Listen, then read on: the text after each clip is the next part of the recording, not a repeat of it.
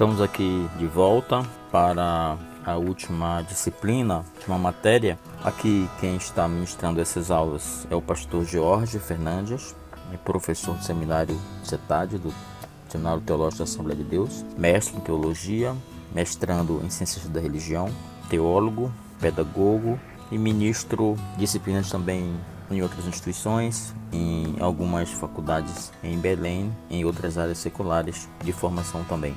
Vamos nessa última disciplina do livro texto, aqui do livro 4, estudamos já a história do cristianismo, estudamos teontologia, a doutrina de Deus, e ainda dentro da área de teologia sistemática, nós vamos estudar pneumatologia. Lembrando que a história do cristianismo é da área de teologia histórica. A teontologia, que é a doutrina de Deus, é da área da teologia sistemática, que a teologia sistemática é a área que estuda as doutrinas principais do cristianismo. E por último, agora nesse livro 4, vamos estudar a pneumatologia. A doutrina pneumatologia é a doutrina do Espírito Santo.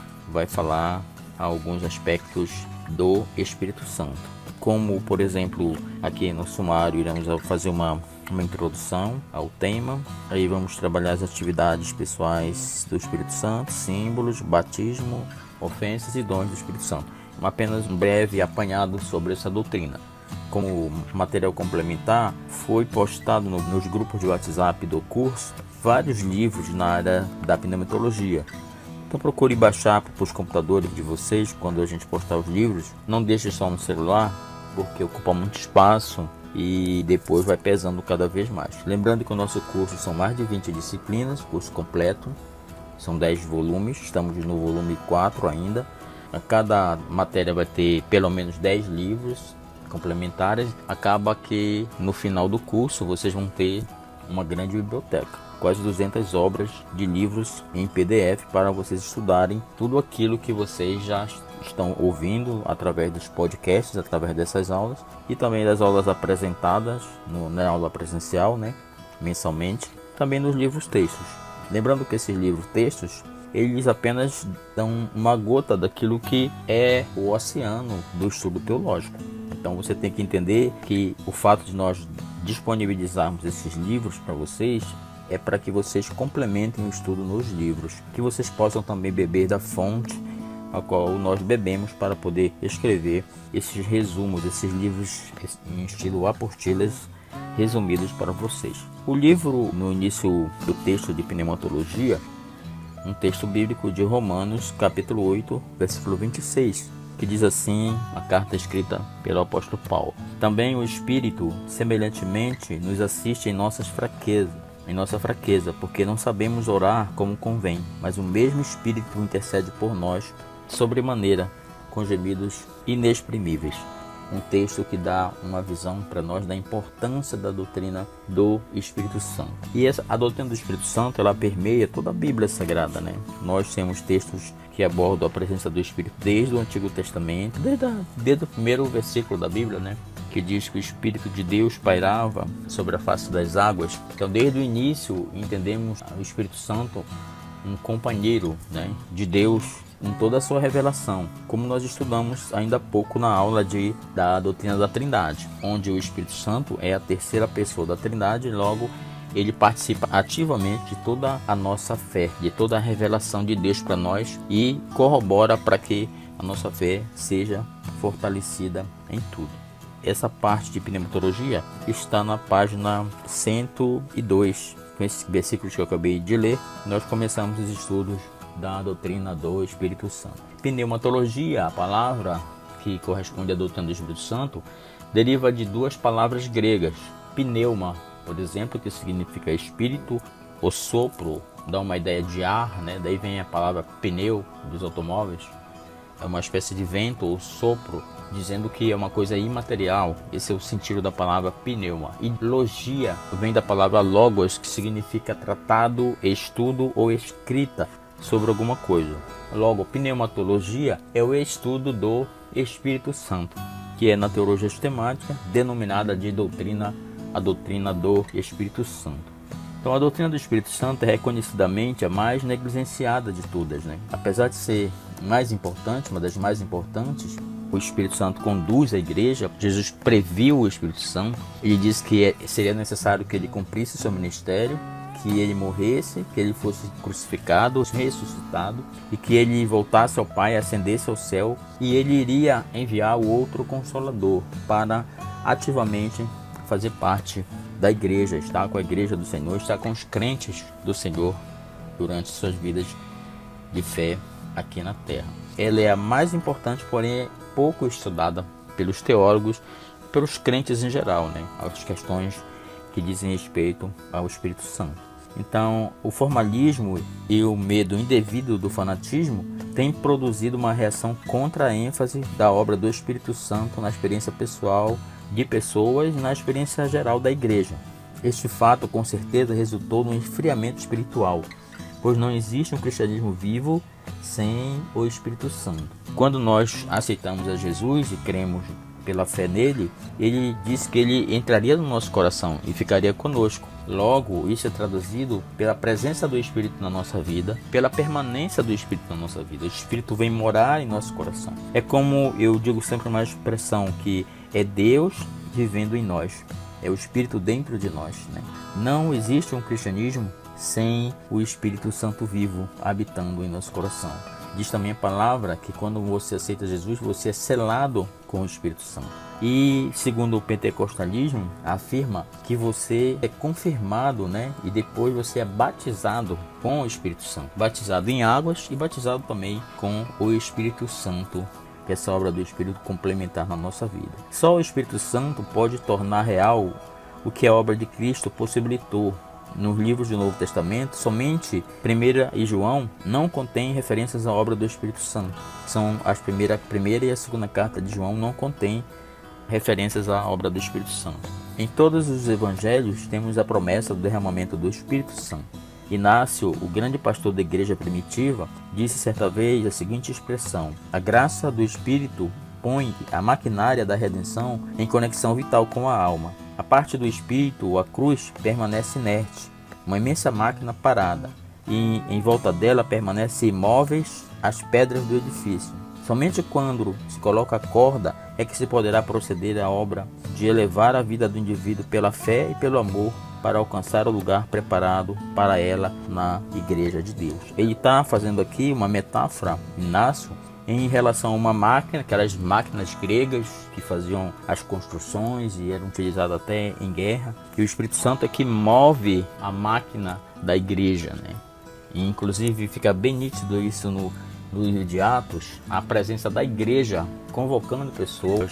A presença do Espírito, a presença do Espírito agindo na expansão da igreja, agindo no crescimento da obra, no crescimento da vida da pessoa, da vida espiritual, dando ela o poder de Deus, porque Jesus nos ensinou que deveríamos aguardar em Jerusalém até que do alto fôssemos revestidos do poder, que era o Espírito Santo. E em Atos 2, derrama sobre os irmãos e sobre a igreja o Espírito Santo, e eles falam em línguas estranhas, e a partir daí eles são conduzidos em todos os seus atos, suas atitudes, a obra de Deus começa então a igreja, né, a expandir pelo poder do Espírito Santo na terra, a obra de Deus. Então o Espírito Santo é uma pessoa divina, nunca deve ser visto como um espírito criado, porque isso negaria a sua divindade. Nós estudamos isso na doutrina da Trindade. O Espírito Santo está eternamente presente com Deus, é uma da manifestação de Deus ao homem.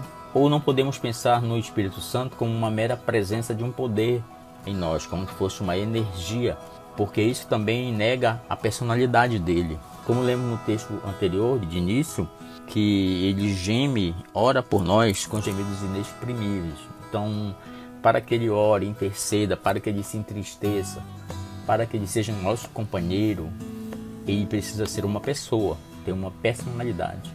Ele é chamado de Espírito Santo porque a sua natureza é eterna e essencialmente santa. E ele é o autor de toda a santidade no homem. Não pode haver santificação sem a presença do Espírito Santo na vida da pessoa. Sem o Espírito, a pessoa não tem como alcançar a santidade, porque a santidade é um dom de Deus, é uma característica divina, uma característica de Deus. A característica humana é a carne e o pecado. A característica divina é a presença do Espírito Santo na vida de qualquer pessoa. O Espírito Santo é Deus e é também uma pessoa. Ele não é uma energia impessoal, uma mente fria, sem personalidade, sem coração. Ele é uma pessoa porque é capaz de sentir conosco as agonias da nossa existência e porque ele tem uma mente que pensa, e pensa de maneira livre.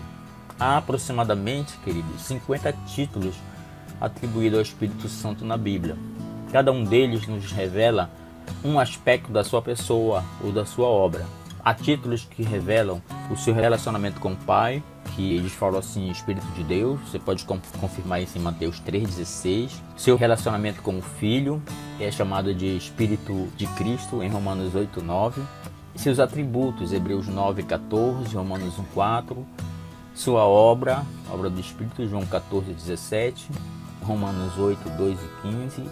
E Hebreus 10,29 também falam dessa obra do Espírito. O estudo do Espírito Santo de Deus é importante devido a quem ele é, que ele fez, faz e ainda fará na história da humanidade.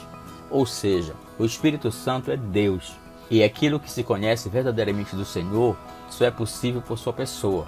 O Espírito Santo é o alicerce da vida, também da religião cristã. Enquanto o mundo associa-o ao fanatismo, ele, no entanto, se mantém ativo em todas as áreas da vida, sendo dela o Criador. O princípio ativo da criação é o Espírito Santo.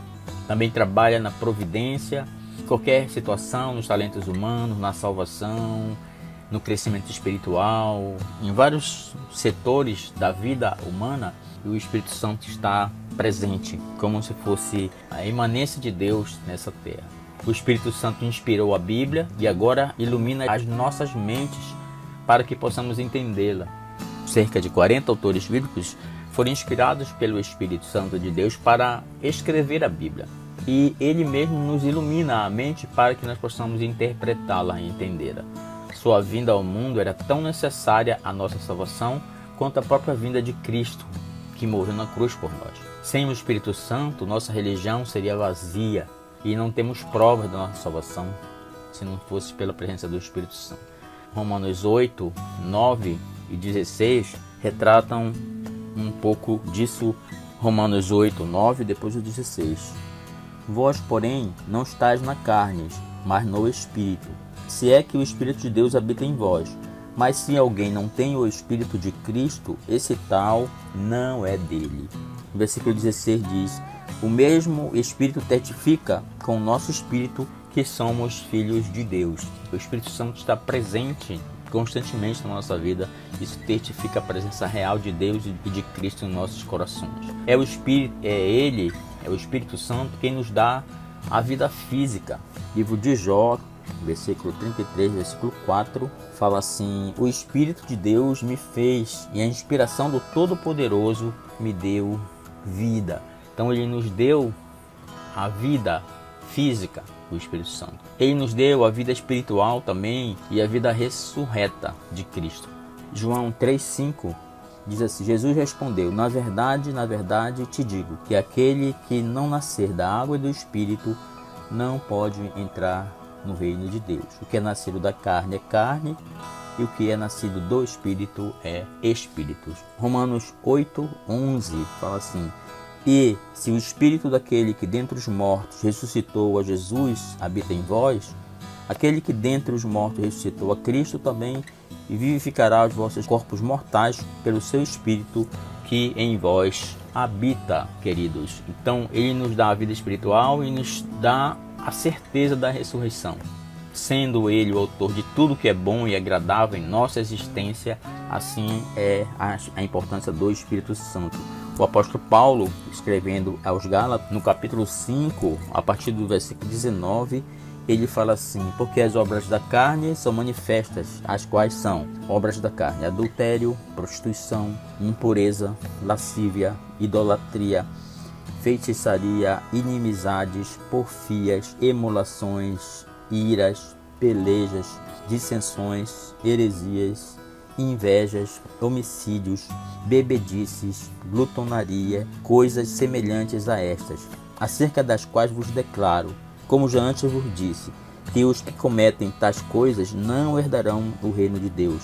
Mas o fruto do Espírito é amor, alegria, paz, longanimidade, benignidade, bondade, fé, mansidão e temperança. Ele diz também: contra estas coisas não há lei, e os que estão em Cristo crucificaram a carne com suas paixões e concupiscência. Se vivemos em espírito, andemos também em espírito. É o que Paulo nos fala aí nessa carta aos Gálatas sobre a questão do Espírito Santo. Então já vimos essa introdução geral sobre a presença do Espírito Santo e vamos fazer apenas algumas nomenclaturas aqui que fala no nosso livro texto sobre referente ao nome do Espírito Santo, que já falamos um pouco, ainda há pouco. O Espírito Santo é o executivo da divindade, operando tanto de forma física como moral. O Espírito de Deus estava presente na fundação do mundo, Gênesis 1 e 2. Nele são aplicados os atributos divinos. Ele é o eterno, onipotente, onipresente, onisciente.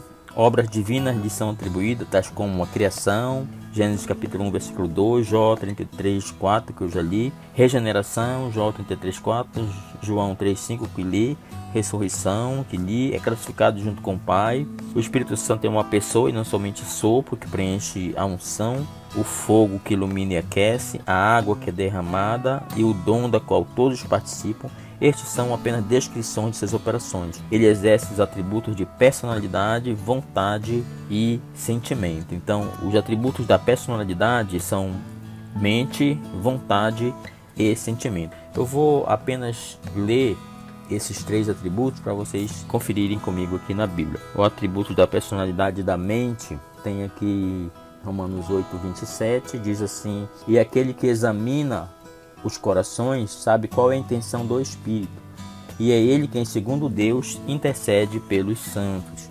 Então, o Espírito Santo, ele tem a mente, ele tem a inteligência, tá? Está em Romanos 8, 27. Então, ele examina os corações, ele sabe o que você pensa e o que você não pensa. Atributo da vontade, 1 Coríntios, capítulo 12, versículo 11, diz assim: mas um só é o mesmo Espírito, opera todas as coisas, repartindo particularmente a cada um como ele quer. Em outras palavras, ele reparte todas as coisas particularmente a quem ele quer, como ele quer, segundo sua própria vontade, seu próprio desejo. Em Efésios capítulo 4, versículo 30, diz assim: não entristeçai o Espírito de Deus, no qual estáis selados para o dia da redenção. Então, o Espírito Santo também tem um atributo de uma pessoa, ele tem sentimento. Então ele se alegra, ele se entristece, ele se constrange.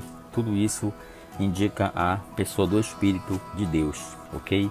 Também tem aqui o Espírito de Cristo, porque o Espírito recebe esse nome, o Espírito de Cristo, porque ele é enviado em nome de Cristo, em João 14, 26, porque ele é o Espírito enviado por Cristo, João 7, 38, 39 e João 16, versículo 7. É ele também quem batiza com o Espírito Santo, por isso ele é o Espírito de Cristo. Sua missão é de glorificar a Cristo, João 16, 14. O Espírito glorifica a Cristo e o Cristo ressuscitado está nos crentes através do Espírito Santo. Mateus 18, 20, Romanos 8, 9, 10 e Gálatas 2, 20, que nós já lemos esses versículos, a maioria deles.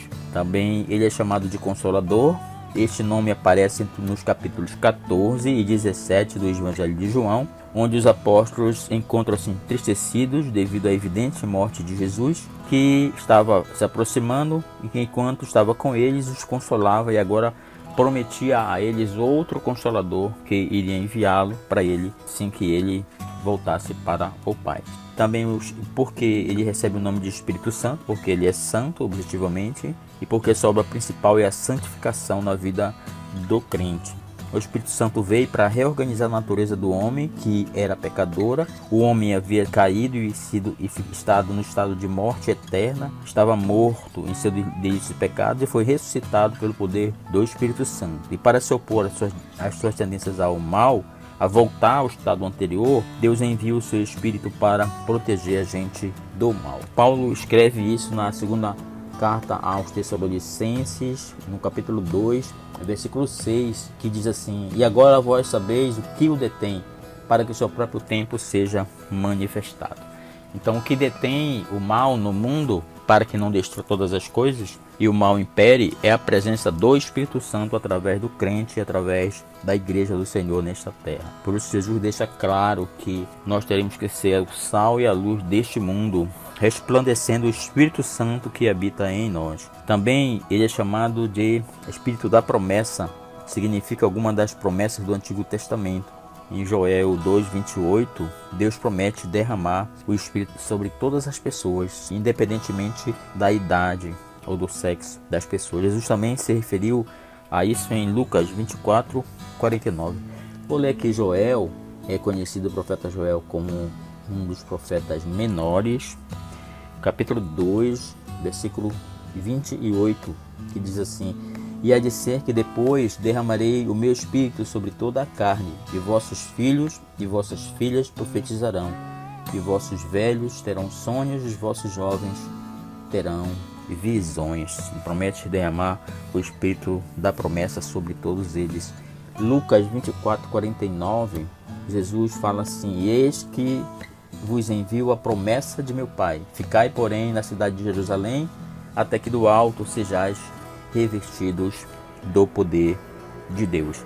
E aí se cumpre essa promessa, esse espírito da promessa se cumpre em Atos 2, com a descida do Espírito sobre aqueles cristãos e o início da vida espiritual da igreja e o crescimento e expansão da igreja. Espírito da verdade também é chamado o Espírito Santo.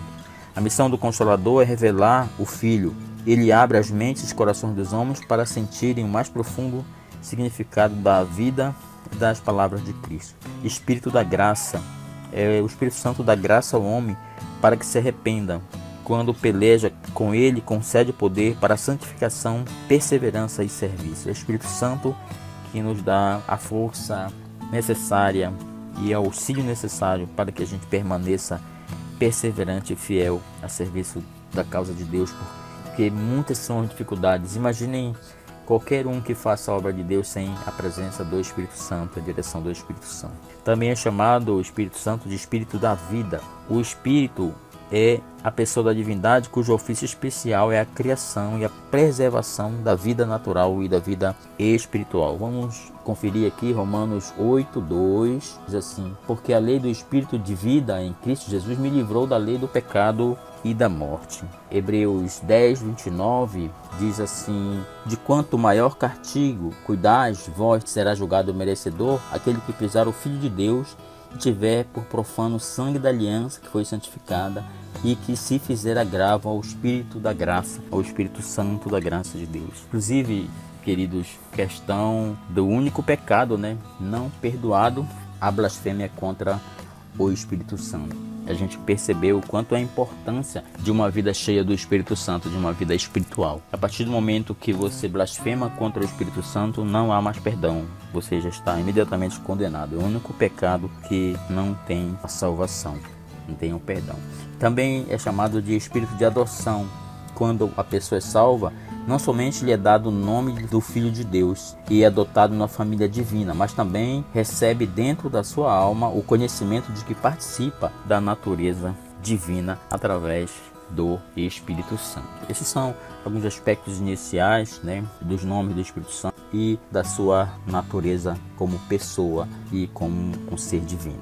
Vamos falar agora também um pouco das atividades pessoais atribuídas ao Espírito Santo. Aqui no nosso livro, a partir da página 106, 106, diz que ele revela, 1 de Pedro 1:21, ele ensina, João 14:26, ele clama, Gálatas 4:6, ele intercede, Romanos 8:26, ele fala, Apocalipse 2:7, ele ordena, Atos 16:6, ele testifica, João 15, ele pode ser entristecido, contra ele se pode mentir, contra ele se pode blasfemar. A personalidade é aquilo que possui inteligência, sentimento e vontade. Ela não requer necessariamente um corpo. Além disso, a falta de uma forma definida não é um argumento contra a realidade do Espírito Santo. Em João 3:8, diz que o vento é real, apesar dele não possuir forma. Vamos ver o que Jesus fala a questão do vento nessa análise em relação ao Espírito Santo. Evangelho de João, capítulo 3, Jesus falando com Nicodemos naquele encontro, quando Jesus disse assim para ele: havia entre os fariseus um homem chamado Nicodemos, príncipe dos judeus. Este foi ter à noite com Jesus e disse-lhe: Rabi, bem sabemos que és mestre vindo de Deus, porque ninguém pode fazer estes sinais que tu fazes se Deus não for com ele. Jesus respondeu e disse-lhe: na verdade te digo que aquele que não nascer de novo não pode ver o reino de Deus. Disse-lhe então Nicodemos: como pode um homem nascer sendo velho? Pode porventura tornar a entrar no ventre de sua mãe e nascer?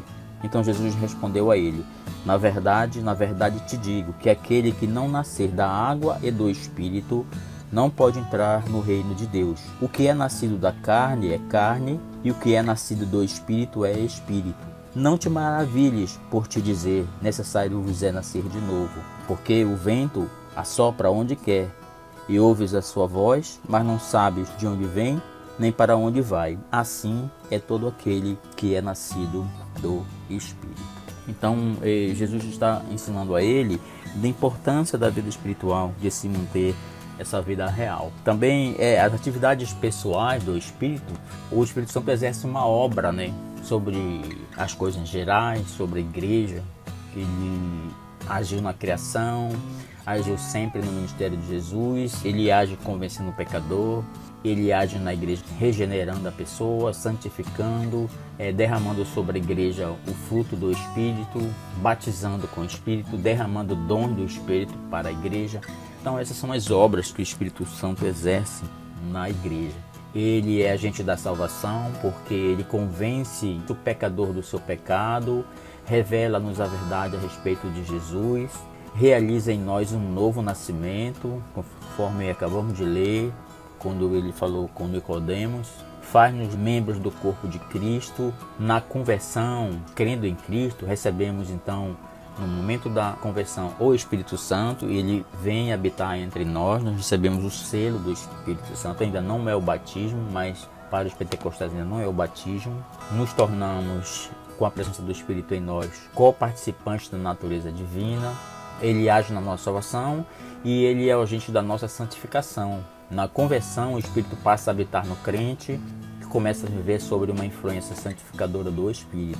Ele nos santifica, por exemplo, purifica, dirige, leva-nos a uma vida santa, libertando-nos da escravidão do pecado. Ele testifica que somos filhos de Deus, ajuda-nos na oração a Deus, na nossa vida de oração, na nossa vida de louvor, de adoração. Ele nos traz a verdade para dentro de nós. Assim, por isso Jesus afirmou que os verdadeiros adoradores são aqueles que adoram a Deus em espírito e em verdade. Então é o Espírito que nesse momento nos ajuda nessa adoração, nesse louvor que sai do nosso coração. Ele produz em nós as qualidades do caráter de Cristo, que glorificam o nome de Cristo. O Espírito Santo também é o agente divino para o serviço do Senhor. Reveste os crentes de poder para realizar a obra do Senhor e dar testemunho dele. E nos dá coragem, para entrar num ônibus, por exemplo, se levantar e pregar o Evangelho, distribuir folhetos. Essa é uma obra do Espírito em nós. Numa natureza terrena, nós não teríamos coragem para fazer isso. Esta obra do Espírito Santo relaciona-se com o batismo, com a plenitude do Espírito Santo em todo o crente. Quando somos batizados no Espírito, recebemos poder para testemunhar de Cristo e trabalhar de modo eficaz na igreja e diante do mundo. O Espírito Santo também, como agente divino ao serviço do Senhor, nós recebemos dele a unção divina, a mesma unção que desceu sobre Cristo, sobre os discípulos, que nos capacita a proclamar a palavra de Deus e a operar milagres. Para realizar o trabalho do Senhor, o Espírito Santo outorga dons espirituais a fim de que os fiéis da igreja usem esses dons para a edificação e fortalecimento do corpo de Cristo.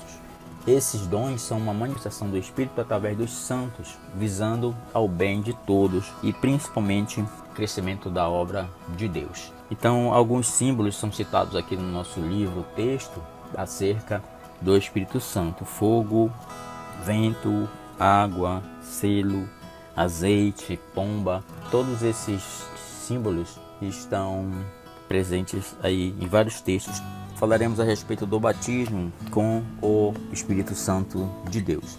Essa experiência poderosa que foi responsável pelo crescimento milagroso da igreja nos anos apostólicos, tendo sido a causa principal do revivamento dinâmico que varreu o mundo desde a entrada do século XX, com o advento novamente do pentecostalismo. Não estamos aqui tentando exaltar o ministério capacitador do Espírito Santo acima da obra redentora de Cristo, pois a obra principal do Espírito é exaltar a Cristo, a redenção e a capacitação dos crentes. Um texto interessante de Lucas, capítulo 3, versículo 16, Lucas escreve assim: Eu, na verdade, vos batizo com água, mas eis que vem aquele mais poderoso que eu, do qual não sou digno de desatar as correias das alparcas. Esse vos batizará com o Espírito Santo e com fogo. Em Atos 2, se cumpriu o início do avivamento na igreja, do crescimento, conforme acabamos de ler o evento. Em Atos 2, versículo 4, diz assim: Todos foram cheios do Espírito Santo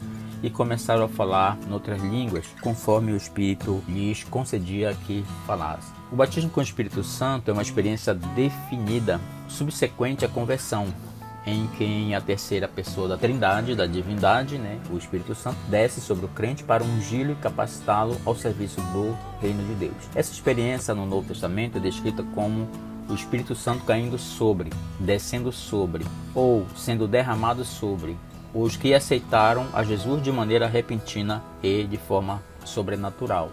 O batismo com o Espírito Santo é um dom, segundo Atos 3, 8. Se o batismo com o Espírito Santo é um dom, é então gratuito e não podem ser recebidos por uma recompensa, por horas de oração e repetições apenas de movimentos na língua e da maneira de falar. Então o batismo com o Espírito Santo é concebido como um dom gratuito de Deus e um dom da graça de Deus. Então, para que o batismo ocorresse, houve a promessa.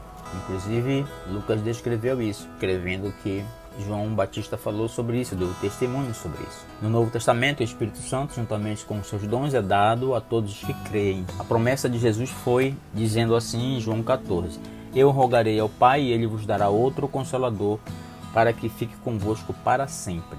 Agora, o Espírito Santo é dado a todos os que creem e para sempre. Em Lucas 24, 49, diz assim: E eis que sobre vós envio a promessa do meu Pai. Cai, porém, a cidade de Jerusalém, até que do alto sejais revestidos de poder. Em Atos 1, 4 e 5, novamente a promessa. Estando com eles, Jesus determinou-lhes que não se ausentassem de Jerusalém, mas que esperassem a promessa do Pai, que disse ele: De mim ouvistes, porque na verdade João batizou com água, mas vós sereis batizados com o Espírito Santo não muito tempo depois desses dias. Atos 1, 4 e 5. A interpretação das promessas das palavras de Pedro em sua pregação, logo depois do Pentecostes, em Atos 2, 17 a 21, depois no dia de Pentecostes, podemos concluir o seguinte acerca da promessa do batismo com o Espírito Santo. Que a promessa é para vós, para os judeus ali presentes, ali em Atos, representando os demais como patriarcas, isto é, a nação com a qual Deus fizera a antiga aliança. Era também para os vossos filhos, para os que existiam então, e as gerações vindouras também receberam essa promessa. Então o batismo era para aqueles, era para os judeus, era para os filhos dos crentes e para todos os que estão longe também. Está implícito aí no texto de Atos 2, 17 em diante. Isto é, para quantos o Senhor Jesus chamar, para todos, universalmente, para os gentios e para qualquer indivíduo que aceite o chamado de Deus por meio da pregação do Evangelho de Cristo e da ação do Espírito Santo na vida dele. Todo cristão recebe o Espírito Santo no momento da conversão e pode ser cheio dele sem ser batizado no Espírito. Então, quando você aceita Jesus, você recebe o Espírito, porém ainda não é o batismo pentecostal, conforme acreditamos no pentecostalismo. O Espírito Santo nos convence do pecado, o Espírito Santo habita em nós somos selados por ele, devemos buscar ser sempre cheios do Espírito, Efésios 5, 18. Um exemplo de pessoas que foram cheias do Espírito Santo e não eram batizadas. Isabel, por exemplo, a prima de Maria, ela foi cheia do Espírito Santo. Zacarias foi cheio do Espírito Santo. Simeão, durante ali Lucas 2, foi cheio do Espírito Santo. João Batista foi cheio do Espírito Santo, mas não receberam o batismo do Espírito Santo naquele momento. Eles foram cheios. A respeito do batismo do Espírito Santo, exatamente, A palavra de Deus ensina o seguinte: Jesus ordenou aos discípulos que não começassem a testemunhar até que fossem batizados no Espírito Santo e revestidos do poder do alto. Isso para aquele momento inicial da igreja. O batismo no Espírito Santo é uma obra distinta e a parte da regeneração. No mesmo dia que Jesus ressuscitou, ele soprou sobre os seus discípulos e disse: recebei o Espírito Santo, indicando que a regeneração e a nova vida estavam sendo concedidas a eles. Depois ele lhes disse também que deveriam ser revestidos do poder pelo Espírito Santo. Isso ele falou em Atos 24, em Lucas 24:49, Atos 1:5, Atos 1:8, Atos 4:31 também fala sobre isso. Então, o batismo do Espírito Santo otorgará ao crente ousadia e poder celestial para este realizar grandes obras em nome de Cristo e ter eficácia no seu testemunho e pregação. O livro de Atos descreve que o falar noutras línguas como sinais do batismo no Espírito Santo. No dia de Pentecostes, por exemplo, em Atos 2, na casa de Cornélio, Atos 10, os cristãos de Éfeso, Atos 19, ocorre esse fenômeno de falar línguas estranhas, que é chamado de glossolalia. Esse poder do batismo do Espírito Santo não se trata de uma força impessoal, mas de uma manifestação do Espírito Santo na qual a presença, a glória e a operação de Jesus estão crescentes com o seu povo. João capítulo 14, capítulo 16 e 1 Coríntios 2:7. Não devemos confundir o batismo com o Espírito Santo com novo nascimento, por exemplo, com a habitação do Espírito no crente, como o atestado de santidade, ou seja, a pessoa que é batizada vai ser sempre santo, como o selo do Espírito, como o único meio de se obter poder espiritual. Não é isso. O batismo com o Espírito Santo é uma experiência pessoal, não é alegria espiritual só, não são línguas ensinadas ou aprendidas, são línguas espirituais. O dom de língua que requer, se for necessário, a interpretação para que ela sirva para edificação pessoal ou para edificação de outros, edificação da igreja. Então, batizado com o Espírito Santo não impede de que a pessoa não pregue o Evangelho e não que dê testemunho. Não é necessário, para iniciar o ministério, uma pregação da palavra, o ensino da palavra, que seja batizado. Mas a partir do momento que a pessoa se dedica à obra de Deus, com todas as suas forças, com toda a sua fé, com certeza Deus derrama a unção do batismo com o Espírito Santo na vida daquela pessoa. Ocorrências percebíveis do Espírito Santo, do batismo: Atos 2, no dia de Pentecostes, Atos 8, em Samaria, sobre várias pessoas, o batismo de Paulo, Atos 9, na casa de Cornélio, Atos 10, e em Atos 19, em Éfeso, quando várias pessoas foram batizadas ali no Espírito Santo. Como receber o batismo com o Espírito Santo? Primeiro, pela fé. Aí tem no nosso livro vários textos, você pode conferir esses textos todos. Pela entrega completa de todo o seu ser, como eu acabei de falar anteriormente, a fim de que o Espírito Santo possa agir livremente na sua vida. E também uma palavra sobre permanecer para o batismo com o Espírito Santo, é estar em fé, em oração, buscando ser cheio do Espírito Santo na sua vida. Não é uma coisa automática, nem uma coisa que você deve forçar. Entendam que o batismo é um dom de Deus e no momento certo Ele vai usar você, vai derramar sobre você. Mas é necessário que você busque com toda a sua fé esse batismo com o Espírito Santo. Tem que fazer isso, colocar em prática a sua fé e buscar isso incessantemente até que você seja revestido desse poder. Qual maneira o batismo como o Espírito Santo é recebido? De repente, enquanto estavam sentados esperando a sua chegada, aconteceu em Atos 2. Instantaneamente e inesperadamente, enquanto ouviam um sermão, em Atos 10, através da oração e imposição de mãos dos apóstolos, em Atos 8, Atos 9 e Atos 19, ocorre isso, através da oração e da fé pessoal do indivíduo que busca. Lucas 11, 9 a 13, João 7, 37. Esses versículos, isso que eu estou falando, é extraído da Bíblia, não é baseado em experiência de alguém, minha, de alguma pessoa. Quando eu fui batizado com o Espírito Santo, eu nem sabia o que se tratava, porque eu me batizei nas águas e depois eu fui para um jejum na igreja. E lá naquele momento a gente começou numa reunião de oração, de jejum e oração, e comecei a orar, nem estava pensando em Espírito Santo, em buscar, mas Deus já sabia, o meu coração ardia para pregar o Evangelho, ardia para estudar, então Ele derramou sobre mim o dom de línguas e eu fui batizado com o Espírito Santo. A partir daquele dia eu tive a convicção, a certeza do meu chamado e larguei as coisas desnecessárias e comecei a focar a minha vida toda na minha preparação para a missão que Deus tinha me chamado, de evangelizar, de pregar, de ensinar e de testemunhar o evangelho da graça de Deus. E é o que eu tenho feito até o dia de hoje. E cada vez mais o Espírito mantém esse dom na minha vida, da pregação da palavra. Então procure ler esse aqui, está na página 107, essas questões de como buscar o batismo. Você que não é batizado, não se desespere, ore, siga o que a Bíblia ensina, e Deus, pela sua graça, é um dom dele. Se você buscar, você vai achar, vai encontrar, tá? Lucas 11, versículo 9: e eu vos digo a vós, pedi, dá-se-vos-á, buscai e acharei, batei e abri-se-vos-á. Porque qualquer que pede recebe, quem busca acha, e a quem bate abre-se-á.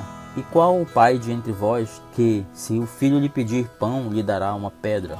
Ou também, se lhe pedir peixe, lhe dará por peixe uma serpente? Ou também, se lhe pedir ovo, lhe dará um escorpião? Pois se vós, sendo maus, sabeis dar boas dádivas aos vossos filhos, quanto mais dará o Pai Celestial o Espírito Santo àqueles que lhe pedirem. Se vocês buscarem, pedirem incessantemente através da oração pessoal, vocês vão encontrar, vocês vão receber o batismo do Espírito Santo da parte de Deus, porque é um dom dele, não é uma repetição. Não tente falar palavras diferentes para ver se a sua língua enrola. Não faça isso, porque você está falsificando um dom, né?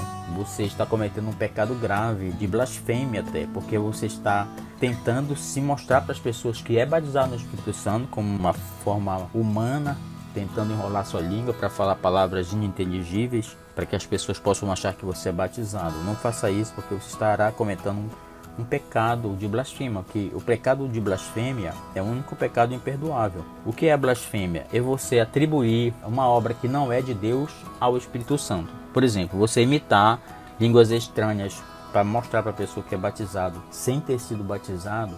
Você está forjando algo que não pode fazer, principalmente com o dom do Espírito Santo de Deus. Tenham muito cuidado com isso, para que você não seja condenado desse pecado imperdoável. Evidências e resultados do batismo com o Espírito Santo. Algumas são imediatas, outras continuam numa fase permanente à medida que a pessoa anda na plenitude do Espírito. Quando você anda na plenitude do Espírito, você é cheio do Espírito Santo não se aparta e ele mantém a constância dos dons na sua vida, inclusive o dom de línguas na sua vida. Evidência imediata: falar em outras línguas conforme concedida pelo Espírito. Não são língua, entendam o seguinte, na questão do batismo do Espírito Santo. Algumas pessoas dizem que a língua que se fala é a língua dos anjos. Não é isso, não é língua dos anjos. É uma língua espiritual, ao qual requer o dom de interpretação para entender o que se está falando. Isso quando há interpretação. Quando não há interpretação, aquela língua estranha não é interpretada, porém ela serve para a edificação da própria pessoa que está falando em línguas. Então é sempre bom falar línguas, porque você se edifica a si mesmo. Para edificar os outros precisa haver interpretação.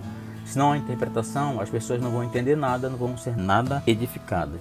Amém? Isso está na igreja, está na Bíblia, né? Na palavra de Deus, no livro de 1 Coríntios, capítulo 14, que fala da questão de dom de línguas, dos dons espirituais. Há evidências permanentes na vida de vocês é que Jesus Cristo glorificado, revelado como nunca antes na sua vida. Uma paixão mais profunda pelas almas perdidas, um desejo de fazer coisas muito grandes, muito maiores, sempre coisas maiores para a glorificação do reino de Deus, das coisas de Deus. Nunca você, quando está cheio do Espírito Santo, você faz as coisas para você, sempre para o Espírito Santo, para a glória do Espírito.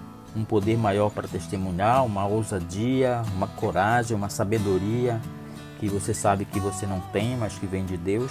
Um novo poder para orar, louvar, para ter essa vontade de estar na presença de Deus, para expulsar demônios, para orar pelas pessoas, pela cura, para fazer prodígios, fazer milagres, dons do Espírito derramados na sua vida para abençoar a igreja, para abençoar outras pessoas. Um amor mais profundo pela palavra, uma reverência maior pela palavra, uma percepção maior das coisas de Deus, e também a expressão externa da manifestação dos dons e do fruto do Espírito na vida de vocês, Então são sintomas, aspectos perceptíveis de que aquela pessoa é batizada e cheia do Espírito Santo.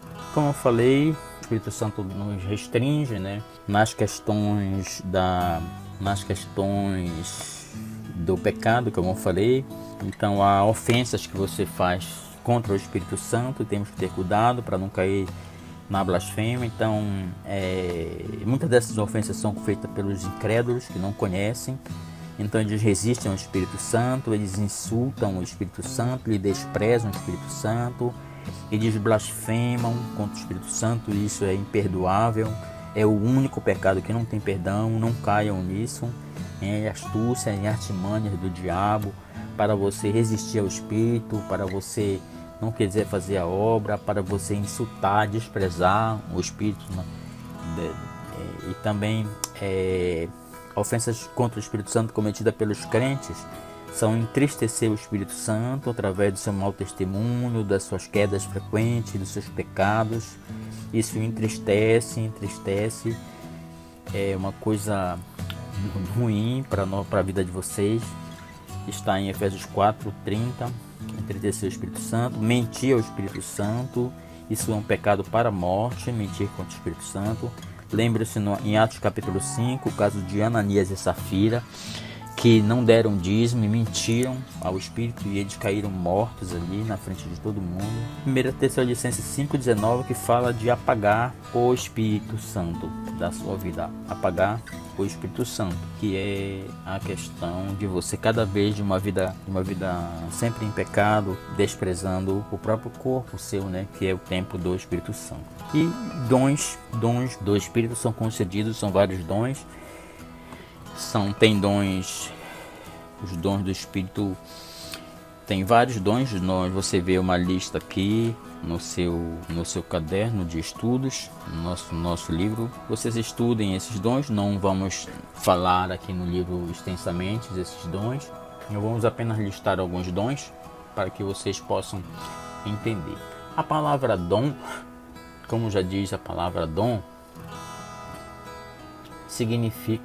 a palavra dom significa dádiva, né? Deus derrama sobre nós as coisas, ele dá a nós. O dom não é seu, é de Deus. Então quando você tem um dom do Espírito, não é seu, não é você que tem o poder, é o poder de Deus que está em você. E quando você usar esse dom para glorificar a Deus, ele vai estar permanente na sua vida. Se você começar a usar o dom dizendo que é seu dom, e que você cura todo mundo, e que você interpreta tudo, que você descobre o RG da pessoa, o CPF da pessoa, isso não é o dom do Espírito, isso é adivinhação, ou então uma memorização, algo parecido. Porque alguns dons, eles são concedidos aos homens para edificar, consolar e para fortalecer, exortar as pessoas. Se você usar os dons com outro tipo para ganhar dinheiro, para cobrar pelos milagres, para forçar as pessoas a uma dependência de você, domine aquela pessoa, e você está usando devidamente esses dons, Deus vai retirar os dons, ou você vai continuar usando os dons falsamente, porque os dons, interessante é a questão de dons e fruto, né? O dom do Espírito, ele é imitado pelo diabo, pelo homem, pelo diabo também, né? Lembre-se que Moisés, ele transformou seu cajado ali milagrosamente, pelo poder de Deus, em serpente, porém os mágicos do Egito reproduziram aquele milagre, transformaram duas varas em duas serpentes. A serpente de Moisés destruiu as outras serpentes, mas eles foram imitando vários milagres. Chegou um momento que não conseguiram mais, mas eles conseguiram imitar. E a Bíblia diz que Satanás se transfigura em anjo de luz, capaz de realizar prodígios para enganar, se possível for, até os escolhidos, que diz a palavra de Deus. Então dom pode se imitar, porém fruto, o Espírito Santo, não pode ser imitado. A pessoa que é má, ela não consegue imitar. Nem uma árvore, nem uma mangueira, por exemplo, não pode dar fruto de caju, porque ela é manga. Então se você é crente, você vai dar fruto do Espírito. E vai ter um momento que você vai dar fruto que não é do Espírito, e as pessoas vão perceber. Jesus disse que nós seremos conhecidos como discípulo dele pelos nossos frutos e não pelos nossos dons, porque o dom facilmente são imitados. São imitados, todos eles são imitados. Uma das principais maneiras do Espírito se manifestar é através desses dons. Então, temos que ter muito cuidado, discernimento espiritual, para que esses dons sejam confirmados. Como acontece os dons espirituais? Com a vontade do Espírito Santo, não é porque um e mais é outro mais espiritual do que o outro, não. É Deus que dá o dom. Com o desejo do coração do crente, com a necessidade da igreja. Não se deve aceitar qualquer manifestação espiritual como sendo do Espírito Santo. Ela pode ser da carne ou do mesmo do diabo, que gosta de imitar tudo que Deus faz, como eu acabei de falar. Não se deve confundir dons com o fruto do Espírito, acabei de falar, que se relaciona com o caráter e a santificação do crente. A promessa feita por Deus em Joel 2, que nós lemos ao longo dessa aula, cumpriu-se cabalmente no dia de Pentecostes, em Atos 2, e iniciou-se ali a época do derramamento do Espírito Santo. Os dons do Espírito Santo na igreja têm a finalidade de edificar, exortar e consolar.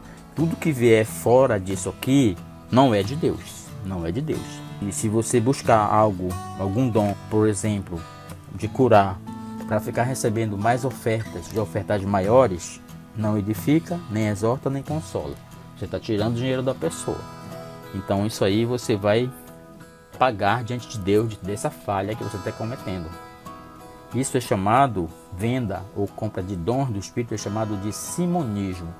Porque aquele homem, Simão, lá em Samaria, quando ele viu os milagres que Pedro fazia na cidade de Samaria, e todas as pessoas sendo curadas, e todas as pessoas sendo libertas e se rendendo a Cristo, ele tentou comprar o dom do Espírito Santo que estava se manifestando na vida de Pedro. O nome desse homem era Simão. Então, por isso, é chamado de simonismo todo aquele falso profeta que tenta, através do dom, obter benefícios para a sua própria vida. Lembre-se que Jesus executou mais de 30 milagres na sua vida. Várias de 30 milagres. Curou várias pessoas.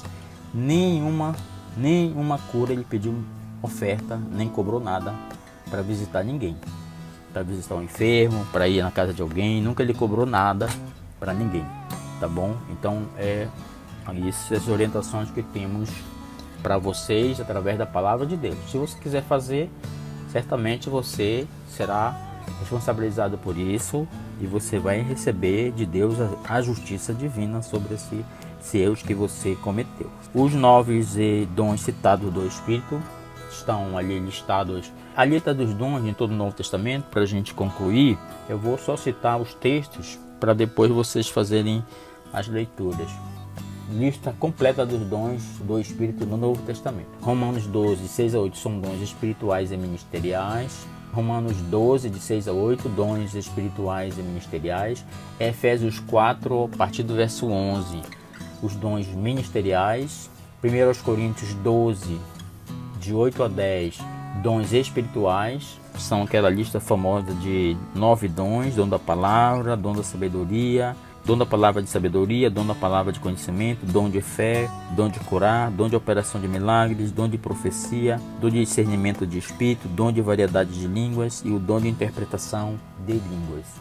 1 Coríntios 12, 8 a 10. 1 Coríntios 12, 28 a 30 tem dons espirituais e dons de ministério também aí. No mesmo texto de 1 Coríntios de 12, no capítulo 12, de 8 a 10, tem os dons ministeriais, de 28 a 30 os dons ministeriais e espirituais, são uma repetição, e 1 Pedro 4, 11, dons ministeriais. Tá? Então, vários dons se cumprem, né? São esses textos que você vai ver as manifestações dos dons. Tá bom? Fruto do Espírito, nós listamos aí em Gálatas capítulo 5, a lista dos frutos Só para a gente fechar a questão dos dons, os 9 dons, principalmente de Romanos 12, 8. Tem dom de revelação, que são 3, palavra de sabedoria, palavra do conhecimento e discernimento do Espírito. São chamados dons de revelação, tem a ver com a palavra de Deus, né? E através do que o Espírito Santo fala, interpreta a sua palavra.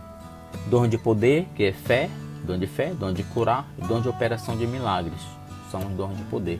dom de inspiração, que é profecia, variedade de línguas e interpretação de língua. Em Gálatas 5, 22 a 23, é uma lista sobre o fruto do Espírito. É como se fosse uma lista de características do crente que indicam que ele está cheio do Espírito Santo. Então, que é chamado de o fruto, não são frutos no plural, são fruto. O dom maior é o Espírito, tá? Em 13, né? Em 1 Coríntios 13.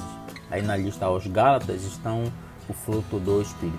Em contraste com as obras da carne, temos um modo de viver íntegro e honesto que a Bíblia chama de fruto do Espírito. Essa maneira de viver se realiza no crente à medida que ele permite que o Espírito dirija e influencie sua vida de tal maneira que ele, o crente, subjugue o poder do pecado, especialmente as obras da carne, e ande em comunhão com Deus. Aí você vai ver a lista do fruto do Espírito que está aí no seu livro texto. Na página 109, que é o amor, a alegria, paz, longanimidade, benignidade, fé, mansidão e domínio próprio. Queridos, essa aula foi mais um pouquinho longa, porque eu decidi fazer toda a doutrina do Espírito Santo apenas em uma aula. E nós podemos dar uma visão maravilhosa, uma visão panorâmica de tudo o que o Espírito Santo tem feito na vida da sua igreja, na vida do crente, na vida de todo aquele que crê.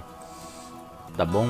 Então, que Deus abençoe suas vidas, que Deus, eu oro para que esses dons, né, que eu oro sempre para meus alunos, peçam a Deus os dons de revelação de Deus, que é o dom da sabedoria, que é o dom do conhecimento e o dom de discernimento do Espírito. Quando você tem esses grupos de dons de revelação, você não é enganado por ninguém.